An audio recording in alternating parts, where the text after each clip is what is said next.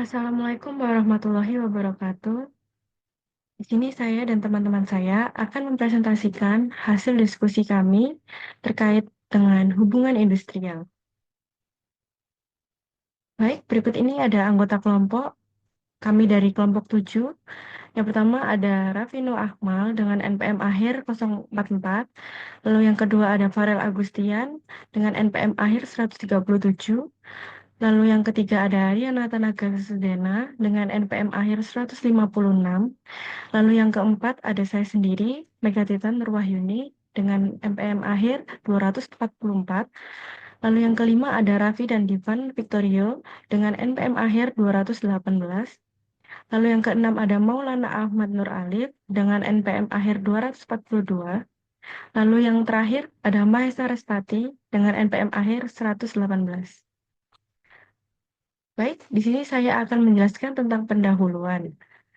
Hubungan industrial mencakup interaksi antara pengusaha, pekerja, dan pemerintah dalam regulasi ketenagakerjaan, negosiasi, perburuhan, dan penyelesaian konflik yang muncul di lingkungan kerja. Fenomena ini memiliki dampak yang signifikan terhadap efisiensi operasional perusahaan, keadilan sosial, serta stabilitas ekonomi suatu negara. Di tengah perubahan paradigma ekonomi global, hubungan industrial telah mengalami transformasi yang signifikan.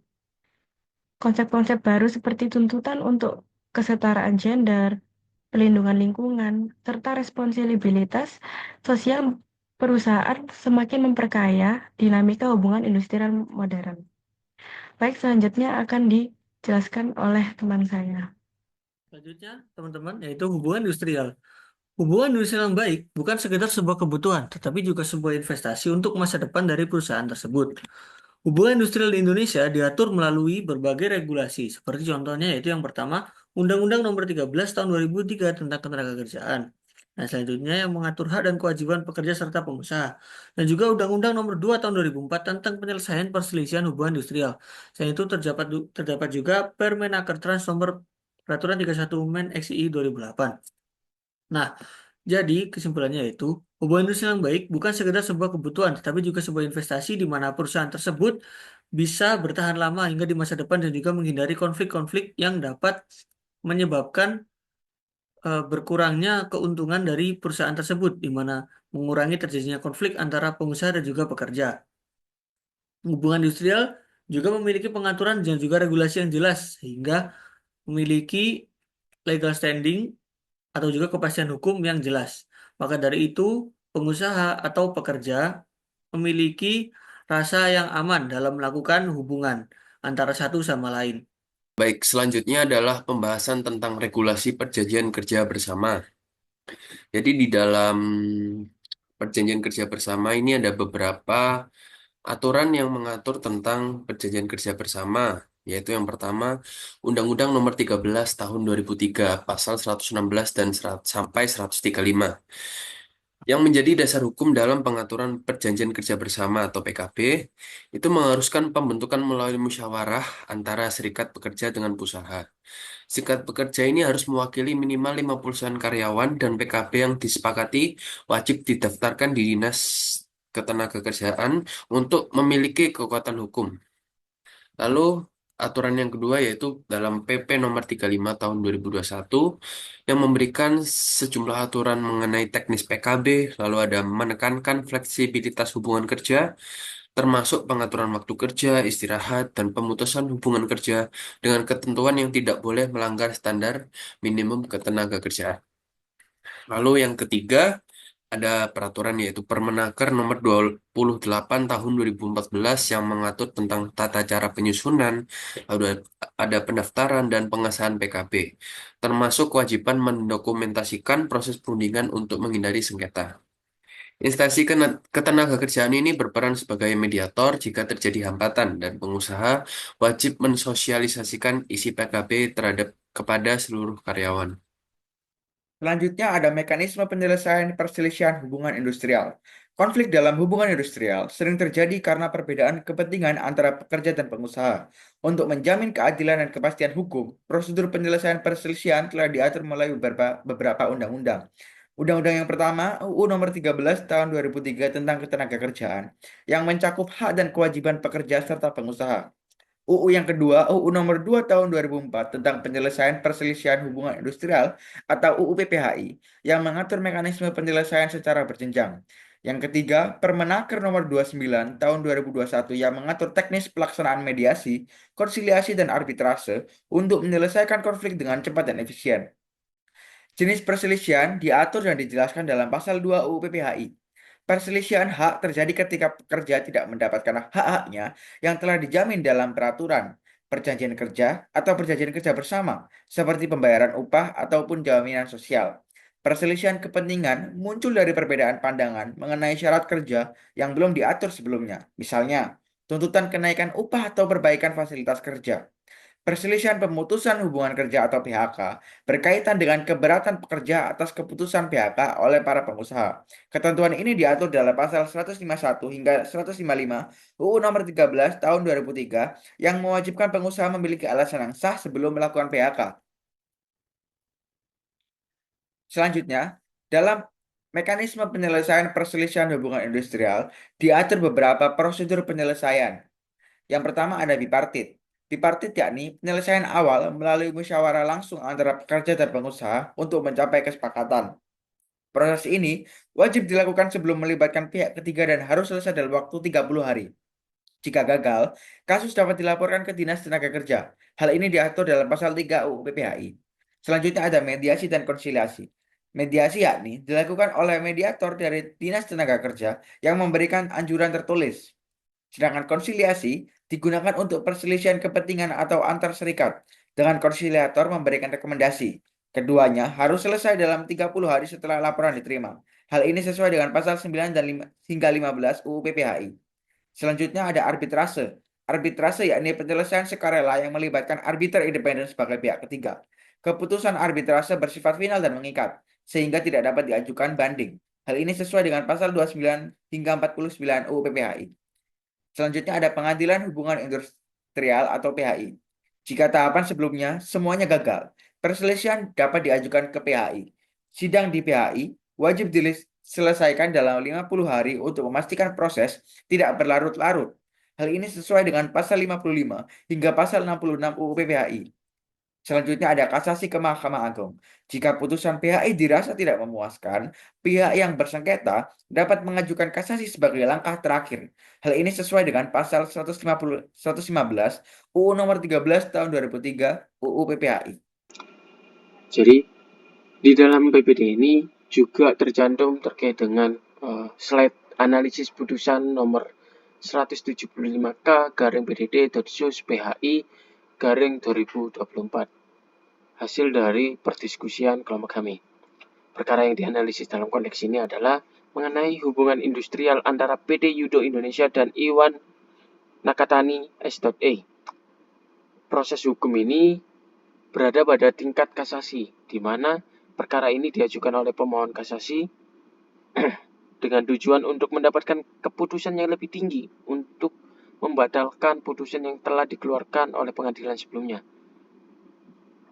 Dalam konteks ini, PHK merupakan suatu tindakan yang diambil oleh perusahaan untuk mengakhiri hubungan kerja dengan seorang karyawan yang seringkali menimbulkan berbagai konsekuensi hukum dan sosial. Salah satunya terkait dengan isu yang menjadi sorotan mengenai kompensasi yang seharusnya diberikan kepada karyawan setelah terjadinya PHK.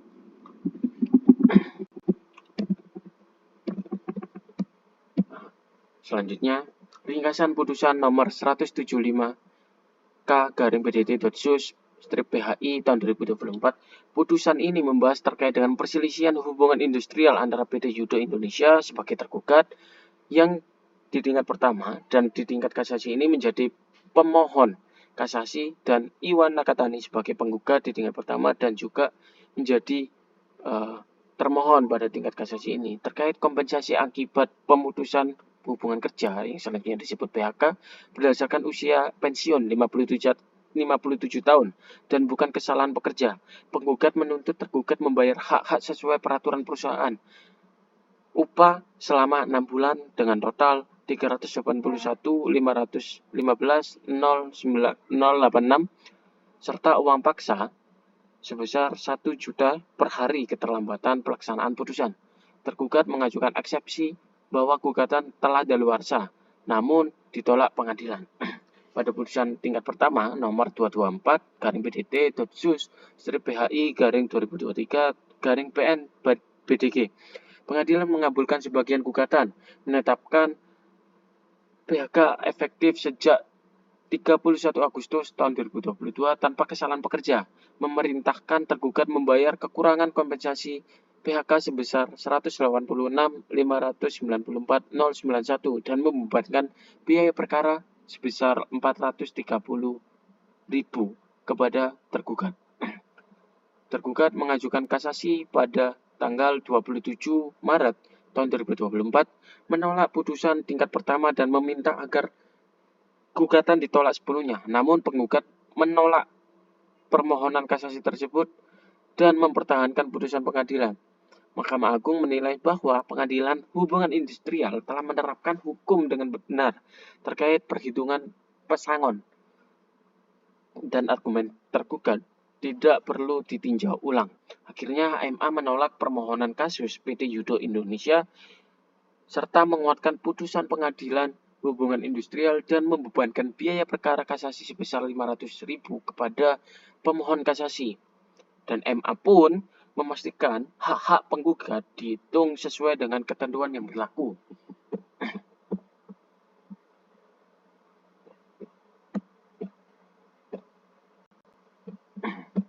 Selanjutnya, pertimbangan hukum hakim dalam mengadili putusan ini.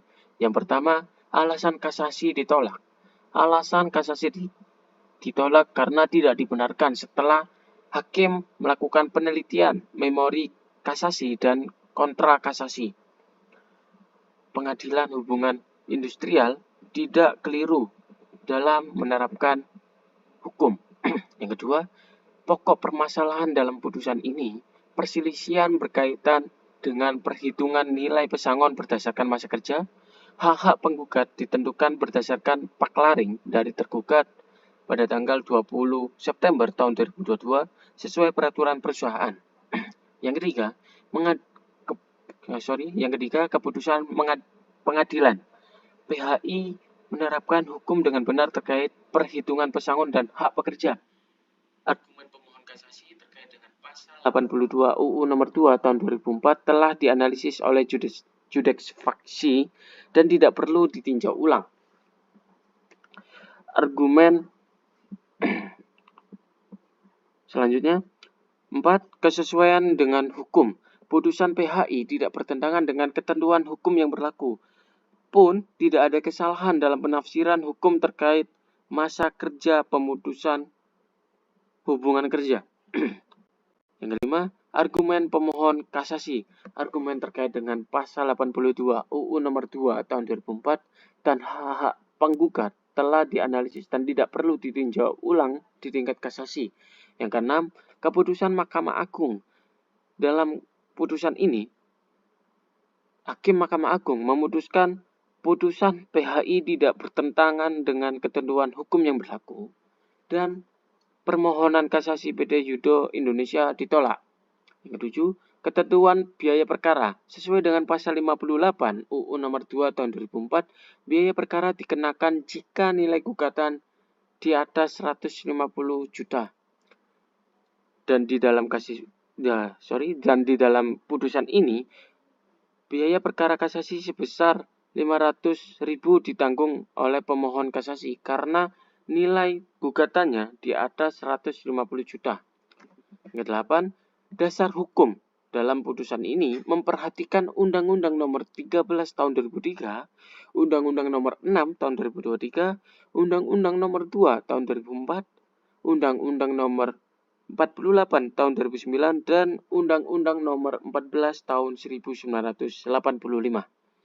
Adapun di dalam putusan nomor 1075K/BDT.sus/PHI/2024 ini, hakim menekankan pentingnya keadilan bagi pekerja.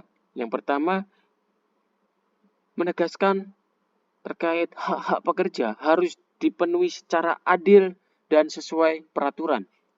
Yang kedua, pemutusan hubungan kerja tanpa kesalahan pekerja harus disertai kompensasi.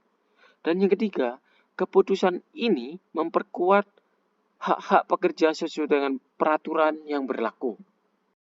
Baik, pembahasan selanjutnya adalah terkait analisis putusan tersebut yang ditinjau dari aspek hukum formilnya. Untuk aspek hukum formilnya telah kami bagi 4 poin, yaitu yang pertama ada tenggat waktu pengajuan kasasi. Pada poin tersebut, kasasi diajukan oleh pemohon pada tanggal 27 Maret 2024, yang mana hal ini sesuai ketentuan pada pasal 46 Undang-Undang Nomor 2 Tahun 2024, yaitu memenuhi batas waktu 14 hari sejak pemberitahuan putusan tingkat pertama. Kemudian kedua adalah keabsahan dokumen. Jadi memori kasasi yang diterima oleh Mahkamah Agung pada hari yang sama dengan pengajuan kasasi. Jadi kontra memori kasasi diajukan termohon tepat waktu, yaitu pada tanggal 6 Mei 2024 memenuhi syarat formilnya. Kemudian pada poin yang ketiga yaitu pemeriksaan Mahkamah Agung. Mahkamah Agung menilai tidak ada pelanggaran formil oleh Pengadilan Hubungan Industrial. Dalil kasasi terkait penerapan hukum acara dianggap tidak relevan karena telah dipertimbangkan di tingkat pertama. Kemudian yang terakhir adalah penerapan hukum acaranya yang tepat. Jadi untuk prosedur pemeriksaan perkara sesuai dengan pasal 82 Undang-Undang Nomor 2 Tahun 2004 dan peraturan perusahaan yang relevan. Jadi dalil terkait hukum acara ditolak karena sudah diuji di tingkat sebelumnya. Jadi untuk kesimpulannya adalah hubungan industrial itu tidak hanya tentang soal menyelesaikan konflik, tetapi juga soal kinerja bersama untuk menciptakan masa depan yang lebih baik di tempat kerja maupun untuk masyarakat luas. Sebagaimana yang telah tercantum pada UU Nomor 13 Tahun 2003 tentang ketenagakerjaan. Dan yang menjadi kuncinya ada di komunikasi yang lancar, dialog yang terbuka, dan kolaborasi yang terus-menerus. Kalau semua pihak saling berkomitmen dan saling mendukung antara satu sama lain, maka hubungan industrial ini bisa menjadi suatu fondasi yang kuat untuk menciptakan lingkungan kerja yang harmonis, adil, dan produktif. Meskipun tantangan seperti isu global, teknologi, dan masalah sosial tetap ada, namun jika ada konflik ruang lingkup hubungan industrial, maka harus diselesaikan dengan cara yang sesuai dengan UU Nomor 2 Tahun 2004 atau biasanya kita sebut sebagai UU PPH dan Permenaker Nomor 29 Tahun 2021 mengenai teknisi penyelesaian konflik hubungan industrial. Baik, itu saja dari kelompok kami. Apabila ada kesalahan kata, mohon dimaafkan. Wassalamualaikum warahmatullahi wabarakatuh. Terima kasih.